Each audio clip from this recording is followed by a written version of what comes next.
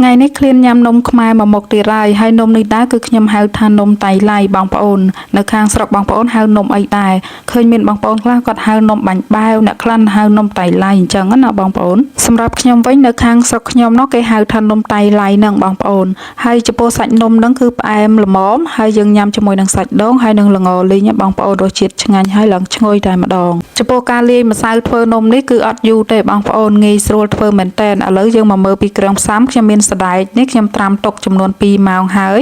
ខ្ញុំយកមកចំហុយចំនួន20ទៅ25នាទីដើម្បីឲ្យសណ្ដែកយើងបានឆ្អិនល្អសិនយើងទុកមួយឡែកសិនឥ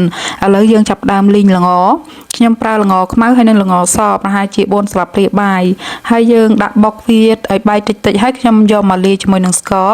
ចំនួន2ស្លាបព្រាបាយទៀតហើយបើសិនជាបងប្អូនចង់ដាក់អំបិលបន្តិចហ្នឹងក៏បានដែរគ្រាន់តែលាយប៉ុណ្ណឹងហើយយើងទុកសិនទៅយើងមកលាយម្សៅវិញខ្ញុំប្រើម្សៅអង្ករខ្សាយ200ក្រាមហើយនិងម្សៅឆានេះវិញចំនួន50ក្រាមបងប្អូនស្ករសខ្ញុំប្រើ150ក្រាមបើសិនជាបងប្អូនអត់សូវចង់ផ្អែមទេបងប្អូនអាចប្រើតែ100ក្រាមអីគឺបានហើយ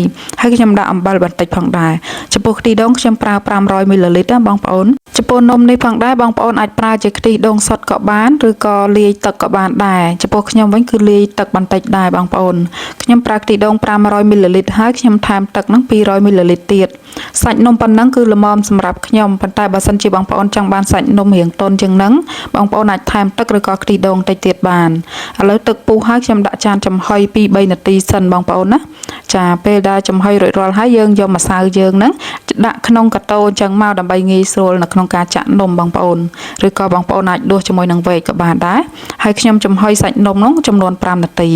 ហើយបងប្អូនអាចប្រើចានតូចចានធំក៏បានដែរណានៅក្នុងការចំហុយនំហើយបន្ទាប់មកពេលដែលសាច់នំយើងឆ្អិនហើយយើងដួសសណ្ដែកយើងដាក់មកល្មមដែលយើងចង់បានទៅតិចឬច្រើនណាហើយយើងចំហុយថែមនឹង1នាទីថែមទៀតបងប្អូនដោយសារតែសណ្ដែកយើងឆ្អិនហើយអញ្ចឹងយើងអាចលើកមកទុកសាច់នំយើងឲ្យត្រជាក់បន្តិចទៅចាំយើងឆ្កឹះចេញពីចានឥឡូវនេះខ្ញុំចំហុយសាច់នំនៅក្នុងចានតូចៗដូចគ្នាដែរយើងចាក់មកល្មមហើយកុំឲ្យក្រាស់ពេកកុំឲ្យស្ដើងពេកបងប្អូនចំពោះចានតូចវិញគឺយើងចំហុយដូចគ្នាដែរបងប្អូនរយៈពេល5នាទីទៅហើយយើងដាក់សណ្ដែកចំហុយថែម1នាទីទៀតគឺរួចជាការស្រេចហើយយើងទុកសាច់នំឲ្យរាងត្រជាក់បន្តិចទៅទើបងាយស្រួលឆ្កឹះដោយសារតែខ្ញុំនេះបញ្ញាប់យកកូនចានចំហុយថែមទៀតអញ្ចឹងគឺខ្ញុំឆ្កឹះទាំងក្តៅអញ្ចឹងតែម្ដងបងប្អូនប៉ុន្តែឆ្កឹះបានគ្រាន់តែរាងជាប់នឹងស្លាបព្រានឹងតិចតួចការខ្ញុំនៅស្រុកខ្មែរខ្ញុំចូលចិត្តញ៉ាំណាស់បងប្អូនហើយនំតៃឡៃហ្នឹងបងប្អូនរសជាតិវិញឆ្ងាញ់តែម្ដងហើយអត់សូវផ្អែមខ្លាំងទេគឺផ្អែមល្មមចំពោះសាច់នំវិញបងប្អូនចូលចិត្តផ្អែមខ្លាំងឬមិនសូវផ្អែមអីបងប្អូនថែមស្ករឬក៏បន្ថយស្ករទៅតាមនឹងទៅណាបងប្អូន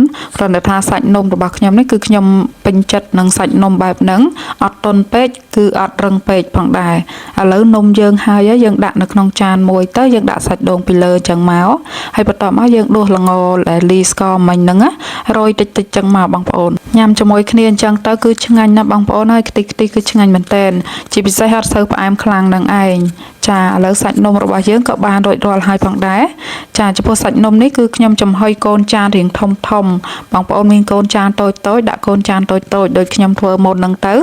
តាមការចូលចិត្តអញ្ចឹងណាបងប្អូនតែបើធ្វើធំចេះគឺញ៉ាំ2-3គឺឆាប់ឆ្អែតតែម្ដងចាឥឡូវវីដេអូរបស់ខ្ញុំគឺបានមកដល់ទីបញ្ចប់ហើយនឹងខ្ញុំអរគុណបងប្អូនទាំងអស់គ្នាចំពោះការចូលទស្សនាផងដែរ